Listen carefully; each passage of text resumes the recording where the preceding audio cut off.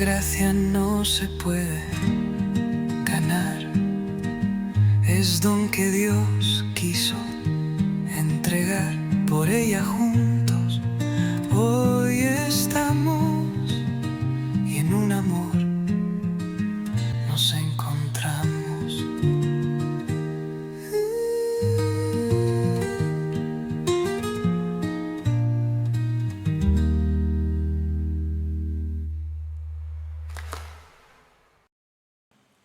Bien, hermanos, entonces la semana pasada ya dimos inicio a las epístolas de Juan.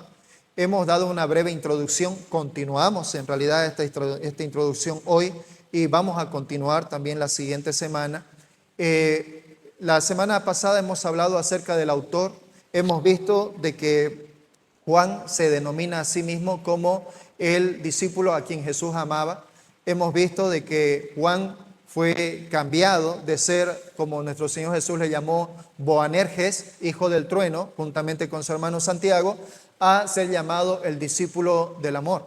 Bien, vamos a continuar justamente en este estudio de Primera de Juan, y es importante de que entendamos, y hemos visto, hablando acerca de las tres epístolas, y empezando con la primera, acerca de Primera de Juan, de que Juan desafía como tema principal, Juan desafía a todo creyente a que viva en la verdad y viva en el amor. Es decir, que todo creyente viva en nuestro Señor Jesucristo, viva en el amor de nuestro Señor Jesucristo. Bien, hermanos, hay aún personas, y aún desde el siglo IV, hubieron personas quienes estuvieron en desacuerdo de que el apóstol Juan fuera precisamente el escritor de estas epístolas, ya que cuando nosotros analizamos las epístolas de Juan y aún incluso su evangelio, el apóstol Juan no se nombra a sí mismo de manera directa como el escritor. Por tanto, podríamos decir de que fueron tanto la epístola de Juan como el evangelio de Juan y las epístolas como un escritor anónimo. Sin embargo, la iglesia primitiva le dio el lugar que correspondía a Juan, ya que Juan tenía mucha autoridad por ser principalmente el último apóstol de nuestro Señor Jesús en ese periodo. Así es que, bueno, la autoría, como lo decía, así es anónima. Pero sin embargo, la epístola o las cartas del apóstol Juan son prominentes, ¿no? Muestran a Juan evidentemente, o muestran de que Juan fue el apóstol escritor de ello, ¿no? Y nos habla a nosotros de que por medio de la autoridad de esos escritos, el creyente debe de esperar en completa obediencia a nuestro Señor Jesús. Bien, así es que podemos también hablar un poco más acerca de las epístolas de Juan como la singularidad de las tres epístolas. Bien, no solamente una singularidad en cuanto al contenido de los escritos de Juan, sino también el modo único de pensar, también de creer y de comunicar la fe cristiana. Podemos también mencionar a Juan que él no escribe como un historiador, Juan no escribe tampoco como un teólogo sistemático, sino de que Juan escribe como un teólogo, como un testigo en realidad, como un testigo ocular y un testigo que contempló el ministerio de nuestro Señor Jesucristo. Y lo escribió evidentemente en un lenguaje universal, no solamente para los judíos, sino también para todas las personas gentiles de aquel tiempo y para nosotros. Juan escribió allí en Juan 17:3, en el Evangelio de Juan, él dijo: y esta es la vida eterna, que te conozcan a ti, el único Dios verdadero, y a Jesucristo a quien has enviado.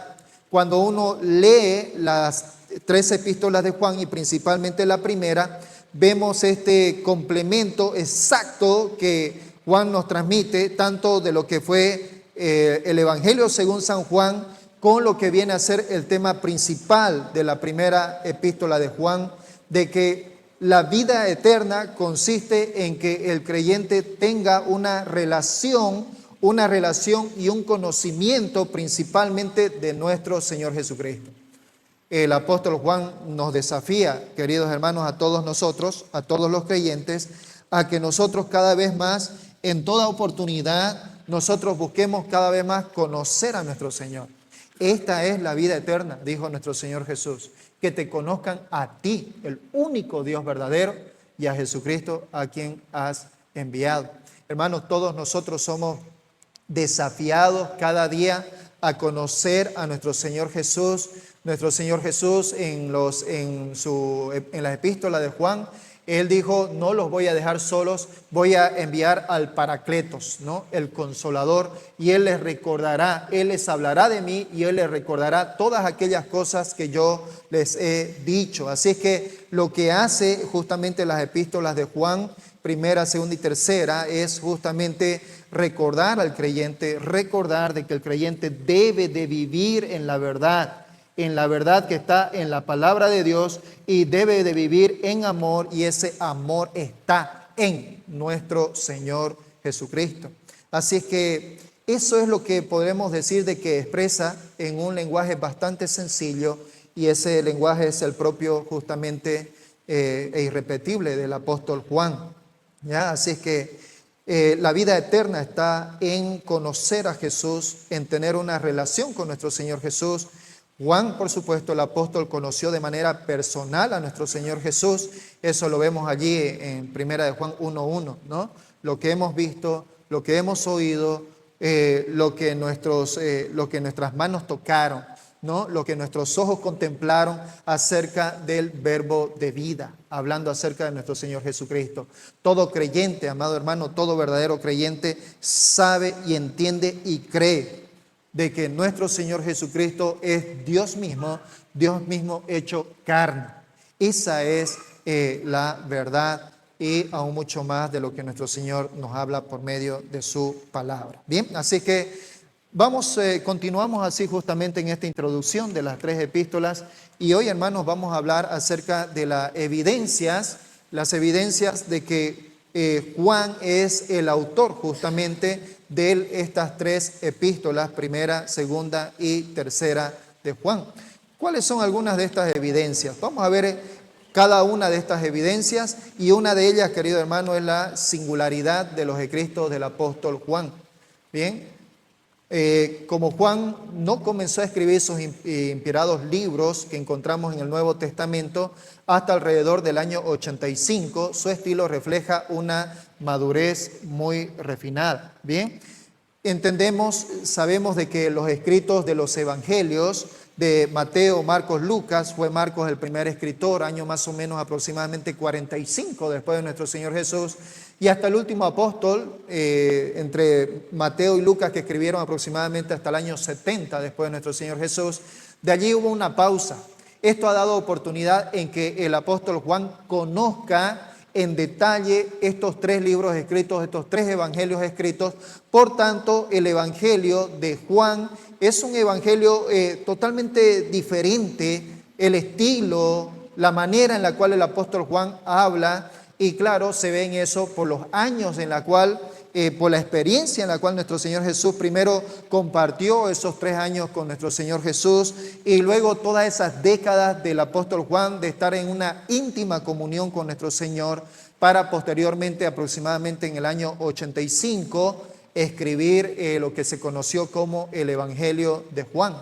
Así que eso es lo que aquí nos muestra. El Evangelio de Juan es diferente de los otros 3 evangelios, ¿no? Juan incluyó eventos, Juan incluyó enseñanzas de Jesús que no se encuentran en los otros evangelios, y él viene de alguna manera a completar, a dar detalles que son importantes en los evangelios. Cada uno, hermanos, de quienes hemos leído nosotros el Evangelio de Juan, estamos completamente convencidos de que el Evangelio de Juan es diferente. Es diferente a lo que vienen a ser a los otros escritos. Por supuesto, ninguno de ellos a desmerecer en que cada uno, de acuerdo a su estilo y a su manera, escribieron siendo inspirados por el Espíritu Santo. Las 3 epístolas de Juan, probablemente, estamos hablando primera, segunda y tercera, las 3 epístolas de Juan fueron escritas en algún momento entre los años 90 y 93, mientras que las otras epístolas generales reflejan un tono y trasfondo más judío, el estilo y los temas de Juan son menos judíos y más universales, lo que hace de que definitivamente sus cartas destaquen de entre las demás. Bien, esto es lo que nosotros podemos distinguir así nada más en una lectura somera de la epístola de Juan con respecto a las demás. Su última obra inspirada, el libro de Apocalipsis, probablemente fue recibida a través de una visión de Cristo alrededor entre el año 95-96 durante su exilio en la isla de Patmos. Esto nosotros estábamos justamente hablando la semana pasada cuando decíamos de que el apóstol Pablo escribió el libro de Apocalipsis, que viene a ser la revelación, aquellos sucesos en los cuales no han transcurrido del todo hasta la fecha, ¿no? Entonces, hermanos, estamos justamente en este proceso del libro de Apocalipsis, aún estamos en el tiempo de la gracia, ¿no?, en la cual el apóstol Pablo lo mencionó, y en algún momento es de que todo esto acerca de lo que habla el apóstol Juan se irá cumpliendo. De hecho se han venido cumpliendo todos lo que se habla de los capítulos 1, capítulo 2, las cartas a las siete estrellas, quienes son los pastores de aquellas iglesias en aquel tiempo, pero que ese mensaje ha sido también para nosotros y consideramos de que, por ejemplo, nosotros somos prácticamente como la última iglesia, ¿no?, la iglesia en la Odisea, a la cual el apóstol Juan o nuestro Señor Jesús hace una exhortación bastante fuerte a la iglesia, ¿no?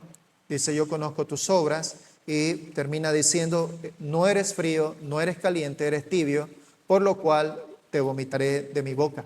Cada creyente está llamado delante del Señor a vivir una vida honesta delante del Señor, a vivir una vida en integridad, siendo consciente, como dice allí el mismo Apocalipsis 3:3, de que todo aquel que tiene esta esperanza vive en santidad, ¿no? Todo creyente que espera Maranata, que espera que nuestro Señor Jesucristo retorne, debe de vivir su vida en santidad.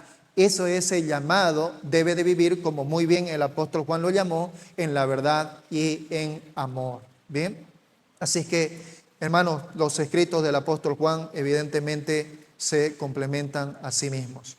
Vamos a ver también acerca de la unidad en este punto 2 de los escritos del apóstol Juan, y uno de ellos, queridos hermanos, es que aunque ocasionalmente han surgido a lo largo de la historia de la iglesia cuestiones sobre la autoría del evangelio y de las epístolas, la iglesia primitiva ha reconocido consistentemente estas cartas como la voz auténtica de Juan, el discípulo amado, el pastor fiel y un valiente guardián de la verdad, ¿no?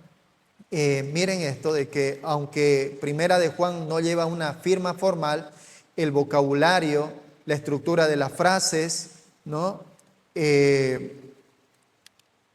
también las preocupaciones espirituales, todo ello apuntan abrumadoramente a un solo autor, es decir, Juan como el último apóstol vivo. Su pluma dejó una huella clara y consistente en las tres epístolas, ¿no? El mismo Juan se llamó a sí mismo, en el Evangelio de Juan, él se autodenominó como el discípulo amado de nuestro Señor Jesús, y en las epístolas él se llamó a sí mismo como el anciano, ¿no? Qué interesante, la humildad del apóstol Juan fue una humildad en la cual hay que resaltar, destacar y también nosotros tomar ejemplo, en el sentido de que él no se mencionó a sí mismo como el apóstol, sino que entendió que por los años, por la vejez física también, por las décadas en las cuales él había servido al Señor, conocido tanto allá en Jerusalén, conocido en Israel y conocido también en Efeso, donde fue los últimos años de su vida en la cual él vivió y murió.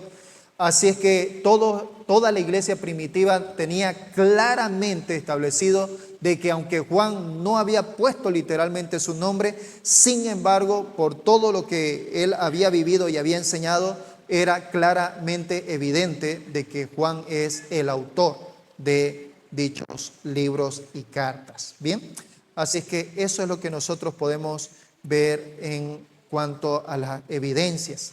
Juan no escribía con una fría formalidad, no escribía con una jerga teológica distante, sino que se caracterizó con la calidez de un padre espiritual. Él siempre mencionó, o en sus cartas está, os escribo a vosotros hijitos, o os escribo a vosotros padres, o os escribo a vosotros jóvenes, siempre en un tono de una actitud paternal, es la manera en que el apóstol Juan se dirigió por medio de sus cartas, ¿no? El tono general de primera, segunda y tercera de Juan está marcado por un profundo amor y madurez espiritual. La manera en que él escribe segunda de Juan, dice el anciano a Gayo, el discípulo amado. Luego también en la siguiente carta dice el anciano a la señora elegida, a quien amo en la verdad. Fueron formas o fueron maneras de escribir bastante únicas del apóstol Juan y en la cual el amor trascendía evidentemente en cada una de sus epístolas.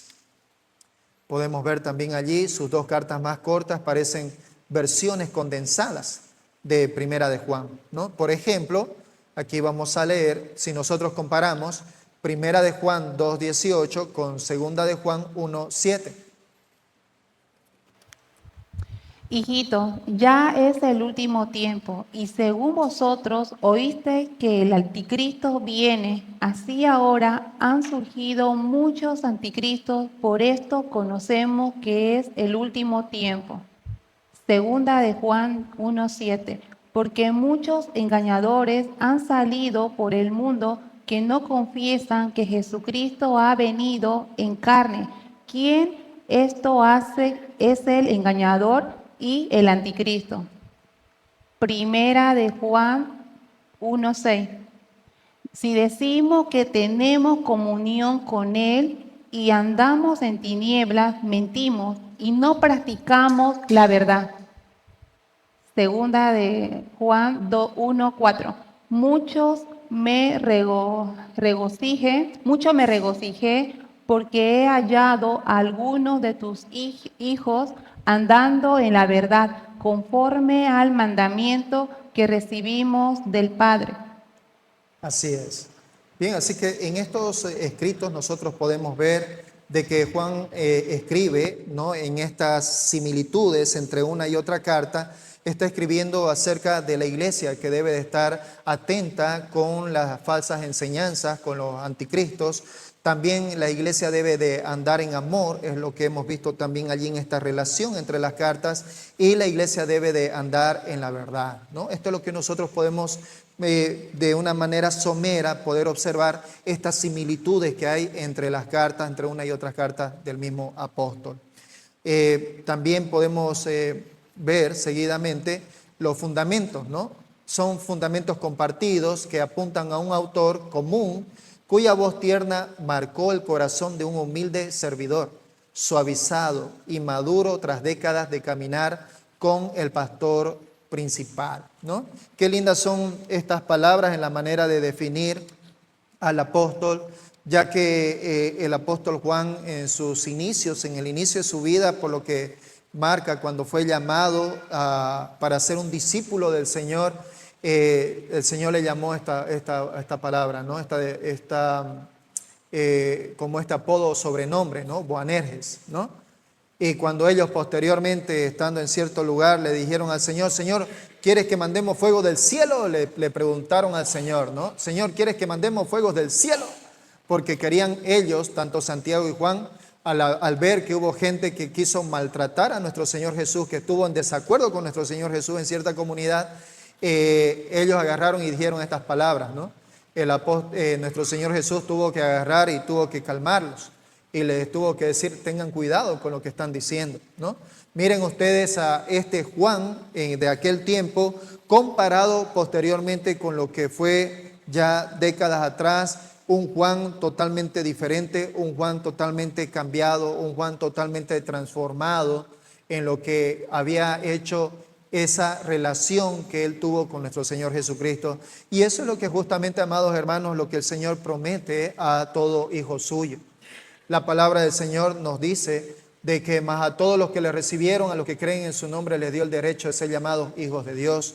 La palabra del Señor también nos indica a nosotros, amados hermanos, de que todo aquel que reciba al Señor Jesús, 2 Corintios 5:17, de modo que si alguno está en Cristo, nueva criatura es, las cosas viejas pasaron, aquí todas son hechas nuevas. Todas aquellas personas que no dubitan, que no quieren ser cambiados, que ellos mismos creen que pueden ser cambiados por su propio esfuerzo, todas estas personas están realmente completamente alejadas de lo que es realmente la verdadera transformación que hace el Señor Jesús en la vida de todo creyente que deposita su fe en Él. Así que esta es la manera en la cual nosotros podemos ver al apóstol Juan décadas después, un hombre con un corazón tierno, un hombre humilde, un servidor, un corazón suave, una persona madura, luego de haber caminado con el pastor. Los primeros 3 años caminando con él, estando con él, sentándose en su regazo, esa no es la palabra, sino echándose en su regazo.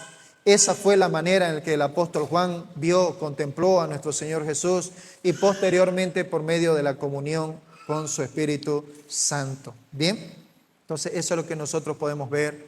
El apóstol Juan fue el que presenció, ¿no? Habiendo presenciado el crecimiento de la iglesia desde sus primeros días hasta su estado de madurez, Juan anhelaba ahora anclar a estos creyentes en el amor y en la verdad de nuestro Señor Jesucristo, que los sostendría en medio de la creciente confusión y la falsa enseñanza. En realidad vamos a ver justamente en la segunda epístola de Juan, vamos a ver de que Juan va a ir directamente en contra, animando a los creyentes a que no acepten y estén realmente atentos en contra de toda falsa doctrina. Así que el apóstol Juan anhelaba anclar por medio de sus escritos de que todo creyente debía de estar atento ante cualquier situación que ponga confusión y dé una falsa enseñanza a lo que ya se había dado por medio de los apóstoles en los evangelios. Vemos también aquí otra evidencia de los escritos del apóstol Juan, que es la ternura de los escritos, ¿no? La ternura. Vemos, por ejemplo, el de los capítulos 13 al 17, en la víspera de la crucifixión, la noche antes de la crucifixión de nuestro Señor Jesús, es que Juan ofreció una visión íntima del corazón amoroso de Jesús. Estos capítulos rebosan en amor, en preocupación por los discípulos. Ese mismo espíritu de cuidado amable y de un estímulo pastoral brilla en las epístolas de Juan. Vemos allí en estos escritos de que nuestro Señor Jesús habló de su partida inminente, habló también de que Él no los dejaría solos a sus discípulos, habló de que Él dejaría al Espíritu Santo, de que el Espíritu Santo estaría allí para consolarlos y por último el Señor también oró por ellos al Padre Celestial. Cuando nuestro Señor Jesús se dirigió al Padre y le dijo: Padre, aquello que me has dado, por favor, Padre, cuídalos. No te ruego que los saques del mundo, sino que los guardes del mal, ¿no? Así que nuestro Señor, en todo esto, el apóstol Juan, de una manera muy sensible, muy cuidadosa, podemos ver nosotros la manera en la cual Él se dirige en estos capítulos del verso del 13 al 17, y eso nos demuestra realmente el amor que nuestro Señor Jesús tuvo, no solamente con respecto a sus discípulos, sino también por aquellos quienes después nosotros estaríamos posteriormente. Vemos allí en Juan capítulo 15, verso 12, que Jesús dio a sus discípulos un mandamiento simple, pero muy profundo. Dijo nuestro Señor Jesús: este es mi mandamiento, que os améis unos a otros como yo os he amado. Este es mi mandamiento, que se amen unos a otros como yo los he amado. En otro texto también nuestro Señor Jesús dice: en esto conocerán de que vosotros sois mis discípulos si os amáis unos a otros. Así es que este llamado al amor sacrificado resuena repetidamente en las epístolas de Juan. Lo vemos, por ejemplo, allí en 1 de Juan 3:23 y en 2 de Juan, verso 5. Primera de Juan 3:23. Y este es su mandamiento, que creamos en el nombre de su Hijo Jesucristo y nos amemos unos a otros como nos lo ha mandado. Segunda de Juan 1:5. Y ahora te ruego, Señora, no como escribiéndote un nuevo mandamiento, sino el que hemos tenido desde el principio, que nos amemos unos a otros. Muy bien, entonces para Juan el amor no solamente es una virtud, el amor es signo, el amor es un signo de identidad de quienes conocen íntimamente a Dios. Hermanos, el amor definitivamente no es algo abstracto, no es solamente decirle a alguien, a su enamorada, te amo, ¿no? O no es solamente cuando alguien le dice a tu esposa, mira gordita o mira flaquita, yo te sigo queriendo, te sigo amando. No solamente consisten en palabras, sino definitivamente consisten en acciones. Y esto es lo que evidentemente el apóstol Juan destaca, de que el amor no viene a ser solamente una virtud, sino que el amor es un signo de identidad de todo creyente quien verdaderamente ama íntimamente al Señor. Hermanos, esto es lo que tiene que destacarnos a nosotros.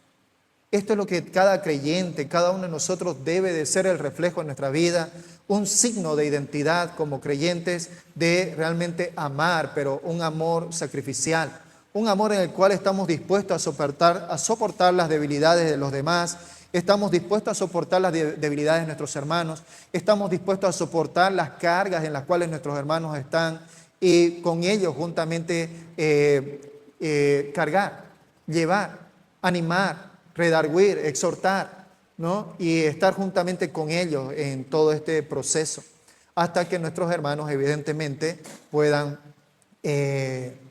ellos evidentemente caminar juntamente con nuestro Señor. Bien, así que cuando el Señor nos dice allí, este es mi mandamiento, que se amen unos a otros como yo los he amado, ¿no? Y posteriormente nos dice que nosotros debemos de permanecer en amor. Esta palabra permanecer es de la palabra griega meno, que significa quedarse, que significa morar, que significa aparecer. Esto está escrito de manera frecuente en las epístolas joánicas, ¿bien? Está de manera permanente. Está escrito una y otra vez esta palabra griega meno, que es permanecer. Está diciendo, hermanos, permanezcan. Hermanos, permanezcan en el amor, permanezcan en el Señor. Hermanos, permanezcan en la verdad. Es lo que permanentemente nos lleva a decir, valga la redundancia, nos llega a decir el apóstol Juan. Otro vínculo fuerte entre el Evangelio de Juan y sus epístolas es el tema de la permanencia, ¿no? Juan recordó a sus lectores que el cristianismo no es simplemente un conjunto de reglas. El cristianismo no significa un conjunto de rituales, sino que el cristianismo, el verdadero cristianismo, no es una religión, sino una relación viva y diaria con el Señor, marcado por el amor hacia Él y hacia los demás. Veamos ahí qué es lo que nos dice Primera de Juan 1:3. Lo que hemos visto y oído, eso os anunciamos, para que también vosotros tengáis comunión con nosotros, y nuestra comunión verdaderamente es con el Padre y con su Hijo Jesucristo. Así es que el andar en nuestro Señor Jesucristo, amados hermanos, para nosotros no es un conjunto de reglas, no es definitivamente un conjunto de rituales, no se trata de cosas externas. Hay veces en las cuales nosotros luchamos con esto. Los niños, tanto los creyentes que son pequeños y están pasando de la niñez a la adolescencia o de la adolescencia a la juventud, muchas veces tienen lucha con esto. Dicen, es imposible guardar la palabra de Dios, son muchas reglas, muchas normas.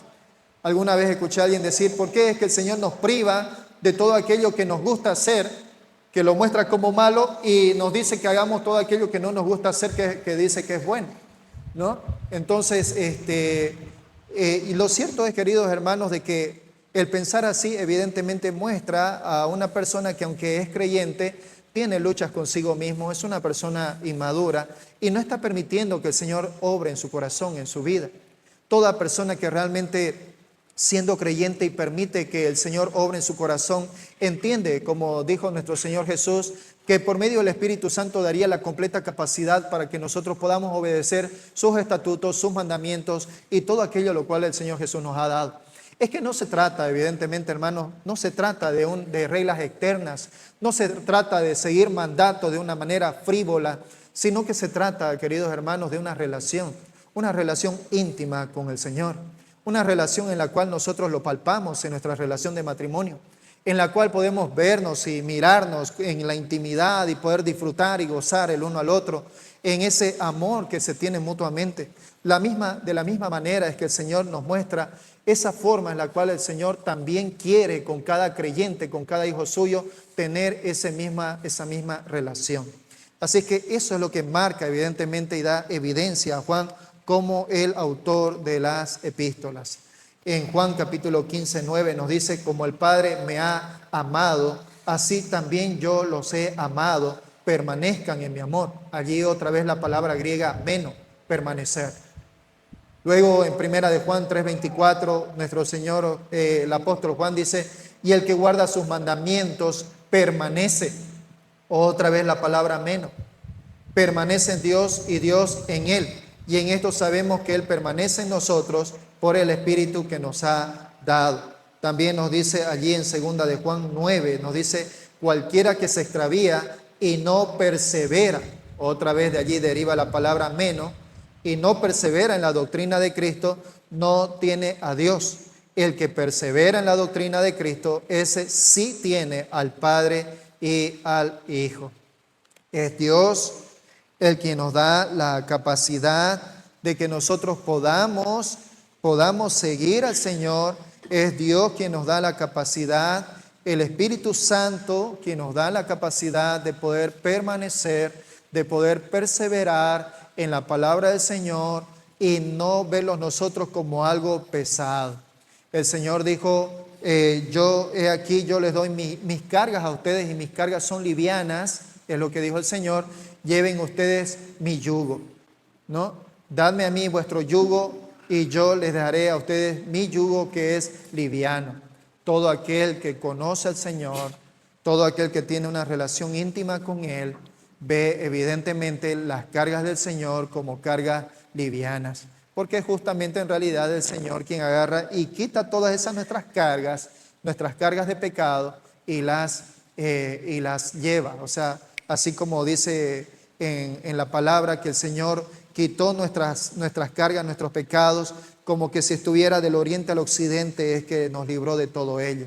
Qué interesante, hermanos, que cuando nosotros miramos en el Pentateuco, cuando el Señor llama, por ejemplo, a las cabritas, ¿no? Y dice que tenía una de las cabras, las dos cabras tenían que ser llevadas delante del sumo sacerdote, y dice que matarse una, tenía que hacerse un sorteo, donde una de las cabras tenía que agarrar y tenía que morir, ¿no? Allí por el sumo sacerdote, y la otra carga dice que tenía que ser llevada, dice, a Azazel, ¿no? Es decir, tenía que ser llevado fuera, lejos, al desierto.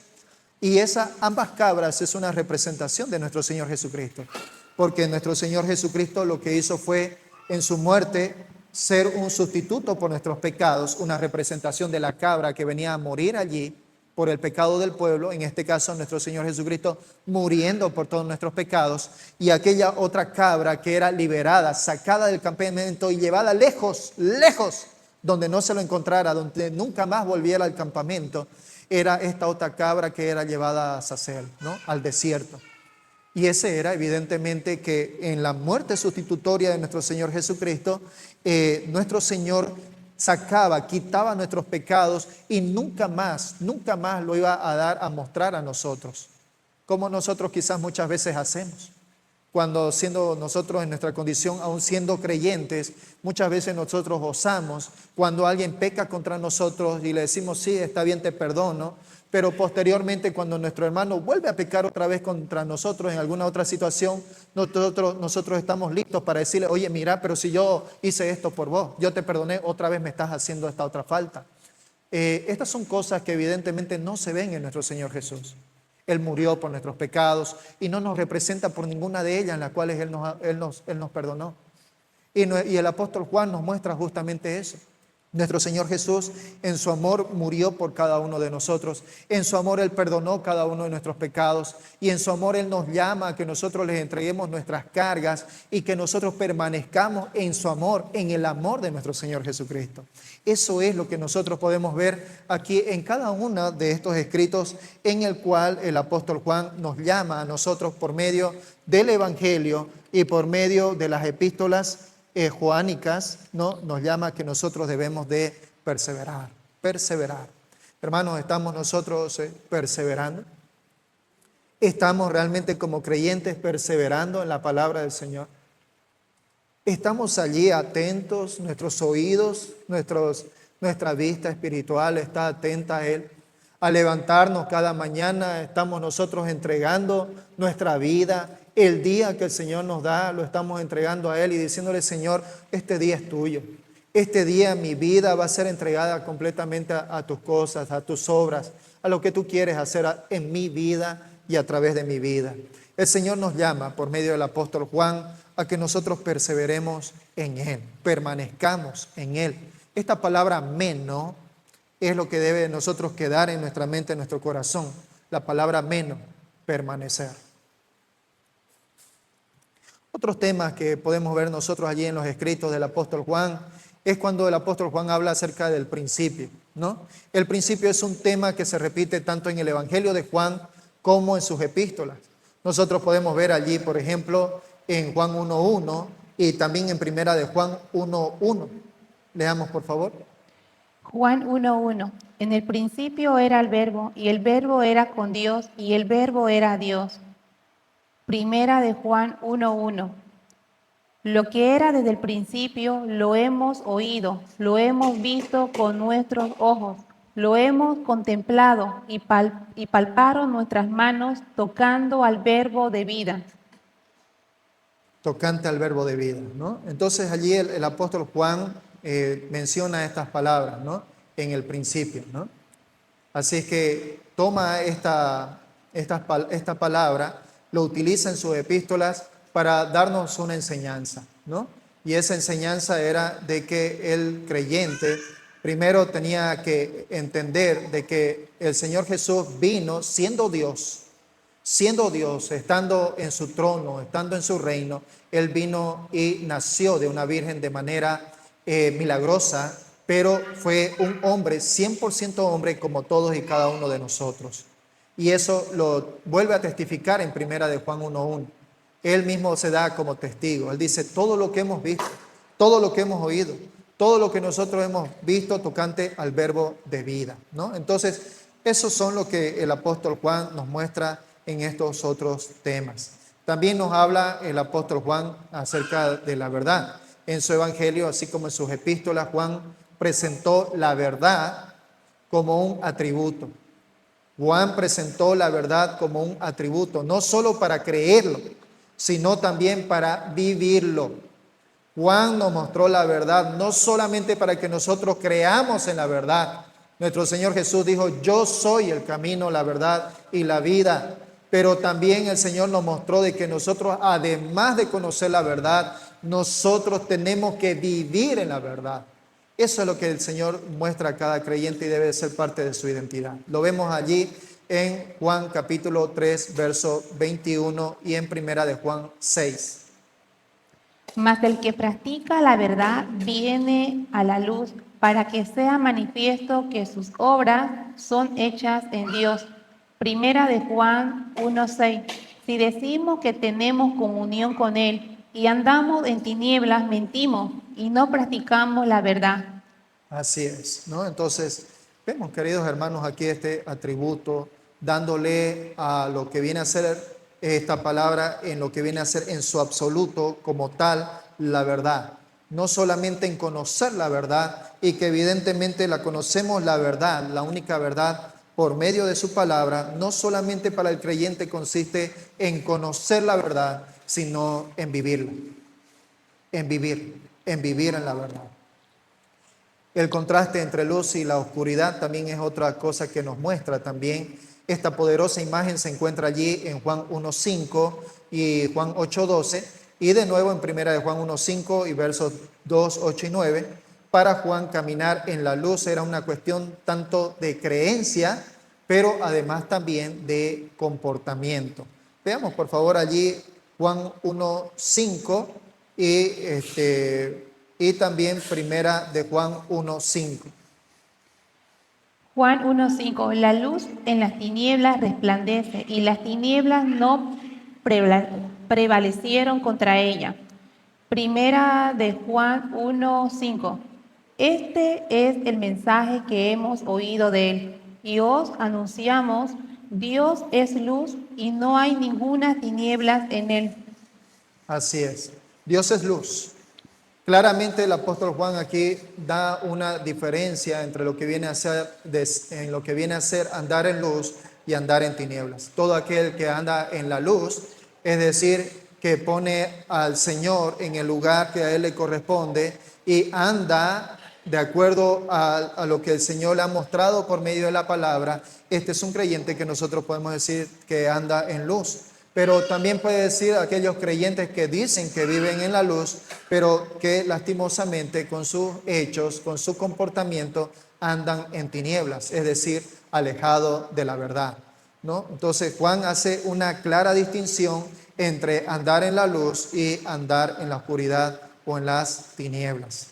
Nuestra identidad como hijos de Dios, nuestra identidad es un tema profundamente personal y alentador que se encuentra allí en Juan 1, 12 y 13 y se desarrolla aún más en primera de Juan capítulo 3 versos 1 y 2.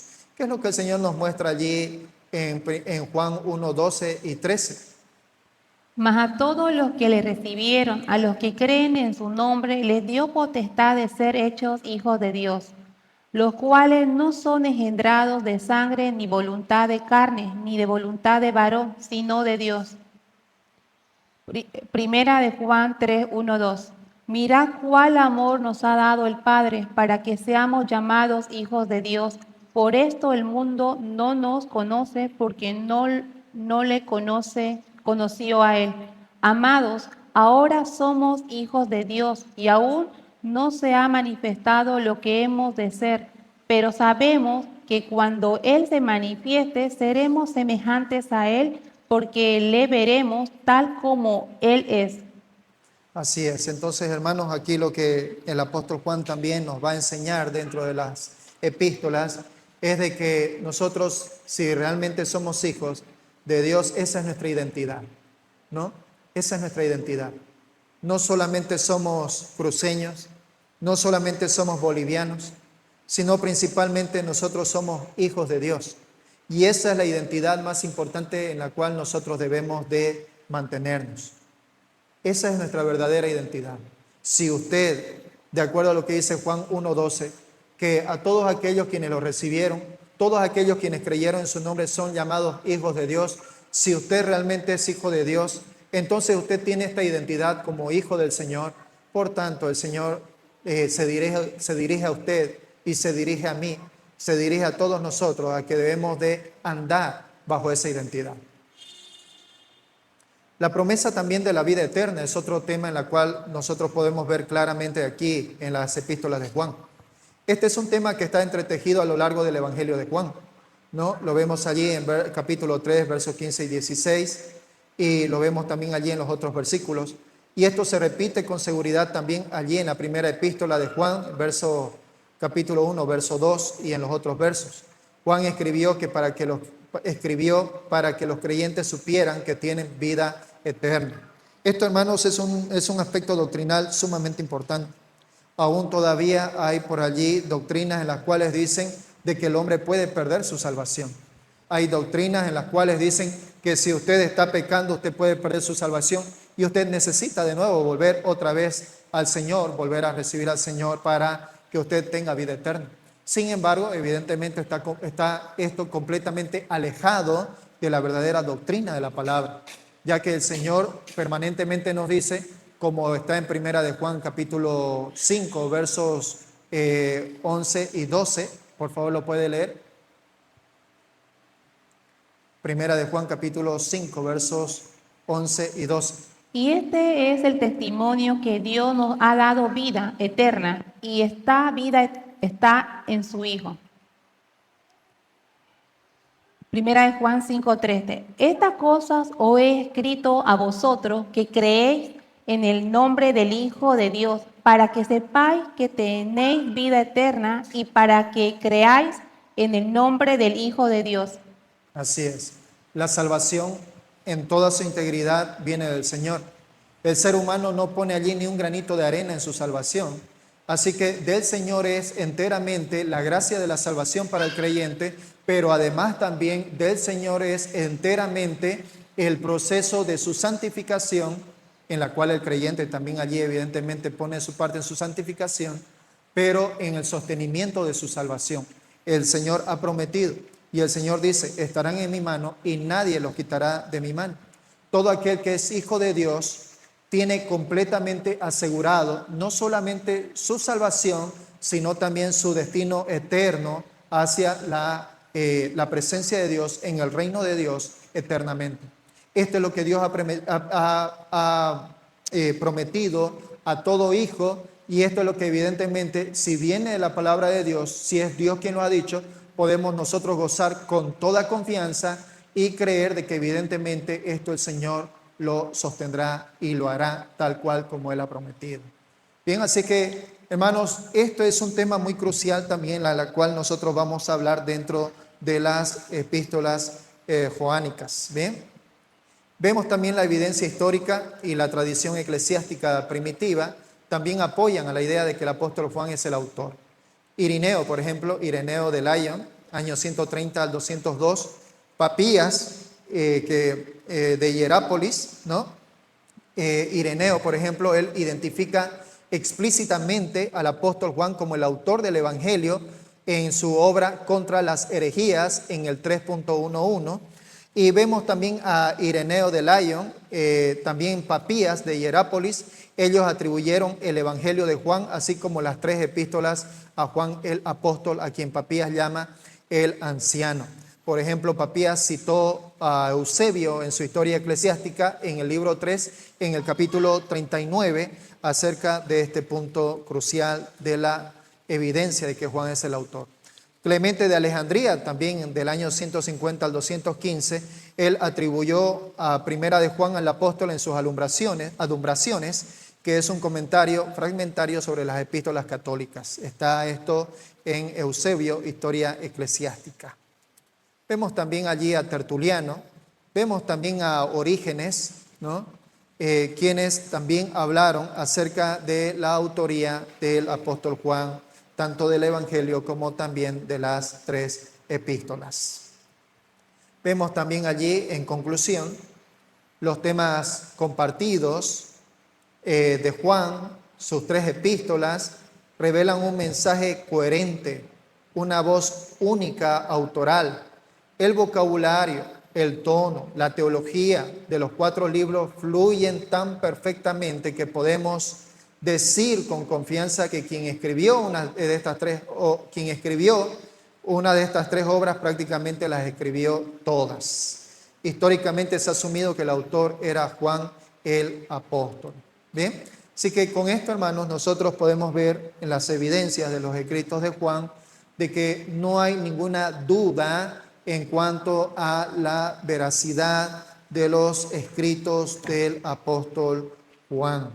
Bien, todos ellos hablaron evidentemente de que Juan había sido el escritor de esas 4 obras. Bien, veamos ahora en cuanto a la canonicidad de las cartas y del Evangelio de Juan. Podemos ver, por ejemplo, una joven, una persona llamada Karen Jobs. Esta mujer es una erudita en Nuevo Testamento.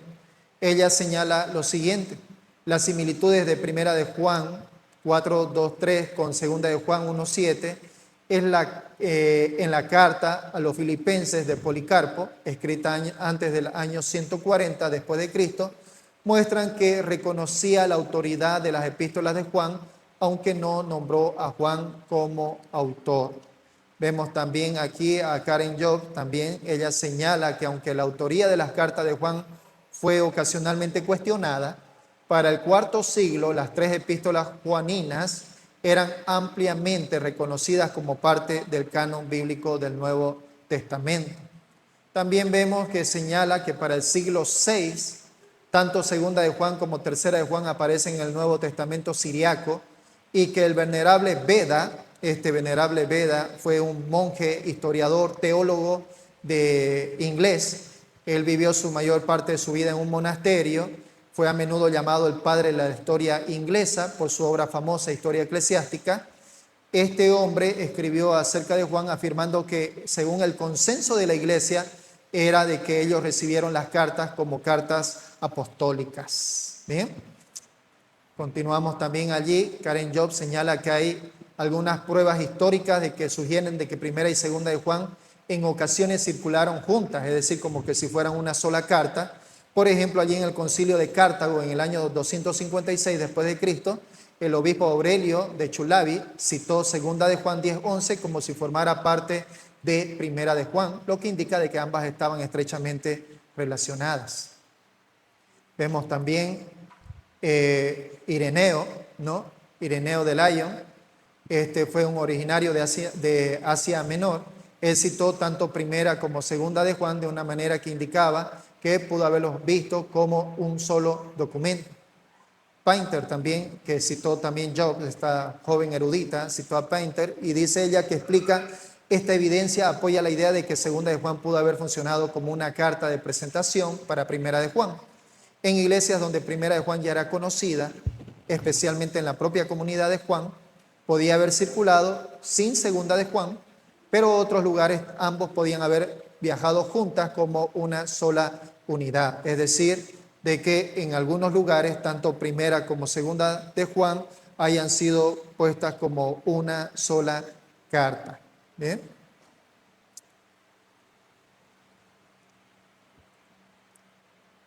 Bien, entonces vemos de que esto puede explicar por qué algunos documentos antiguos, como el canon muratorio, mencionan solo dos cartas de Juan. En el canon muratorio no menciona de la primera a la tercera carta de Juan, sino solo menciona dos cartas. Es posible que incluyeran tercera de Juan bajo el nombre de segunda Juan, lo que llevó a lectores posteriores a pensar que no había una tercera carta. ¿Bien? Continuamos allí dentro de la canonicidad, ¿no? Esto explica también de que en las regiones donde los escribas empezaron a separar las cartas y a circularlas como documentos distintos, las cartas más cortas, que son segunda y tercera de Juan, se volvieron más sospechosas por estar separadas de primera de Juan, que siempre se había aceptado como un documento, como una carta apostólica.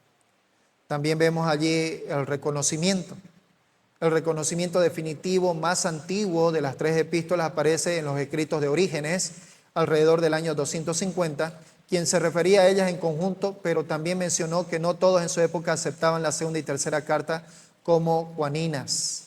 Bien, así que Orígenes escribió en su comentario sobre Juan, ¿no?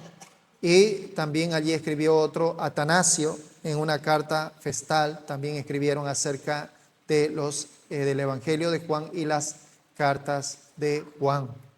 Bien, nosotros podemos destacar de que históricamente ya para el siglo IV, las tres cartas, primera, segunda y tercera de Juan, fueron plenamente reconocidas como canónicas, como demuestra su inclusión en la lista canónica de Atanasio en el año 367. Bien, entonces podemos ver claramente, hermanos, que para el año ya, para el siglo IV, ya prácticamente las tres cartas joánicas eran consideradas como cartas apostólicas, carta de Juan, y en la cual vino a ser un documento o documentos canónicos. Bien, así que esto, hermanos, es lo que podemos mencionar, sin que antes también podemos mencionar allí, tanto Ireneo fue discípulo de uno antes de él, antes de nuestro Señor Jesús, viene a ser, ahorita en este momento, no lo recuerdo, Policarpo, ¿no? Ireneo escribió acerca de Policarpo. Ireneo fue discípulo de Policarpo y Policarpo fue discípulo directo del apóstol Juan, ¿no? Y Ireneo, en la autoridad de Policarpo, mencionó de que Policarpo había confirmado que las cartas joánicas eran escritos específicamente del apóstol Juan, ¿no? Así que Policarpo evidentemente fue uno de los discípulos de Juan, quien compartió con él directamente, quien habló con él, y prácticamente Ireneo, siendo su discípulo de Policarpo, él escribió acerca de esto. Así que hermanos, bueno, prácticamente aquí estamos terminando esta segunda parte de la evidencia y la canonicidad. En la siguiente semana vamos a hablar en cuanto al contexto en el cual Juan estaba escribiendo las cartas. Así que vamos a conocer un poco más de historia, vamos a conocer de una persona que no se nos está haciendo muy familiar, se llama Cerinto. Vamos a saber acerca de qué doctrina es la que este hombre estuvo impulsando en Éfeso, y vamos a conocer otros aspectos más dentro de lo que viene a ser el contexto histórico para que Juan escriba esas cartas. Y con esto estaríamos prácticamente terminando la introducción de Juan, y luego ya lanzándonos específicamente a Primera de Juan y las demás. Así que en este sentido, aún hermanos, tenemos que seguir conociendo un poco más acerca de la introducción, la historia previa. Y esto, hermanos, nos ayuda a tener un poquito más de sostenimiento, de conocimiento, de base teológica, que nos ayuda a nosotros a poder comprender mejor, y que no venga de repente por allí otro a querernos charlárnosla, digamos, cuando ya nosotros a través de esto, entonces nosotros podemos conocer y tener una base más firme acerca de estas epístolas. Bien, así que esos hermanos, vamos a orar. Recordemos de que hoy día tenemos para la escuela bíblica, tenemos 2 textos de memoria, así que terminando de orar vamos a ver estos 2 textos. Oremos. Amado Dios, gracias Señor, Padre, por mostrarnos los escritos del apóstol Juan. Gracias Señor porque hiciste de Juan ese hombre, transformaste a Juan e hiciste de él un apóstol en el que realmente te amó, te sirvió, vivió en intimidad delante tuyo. Fue un discípulo amado, como él mismo así se describió.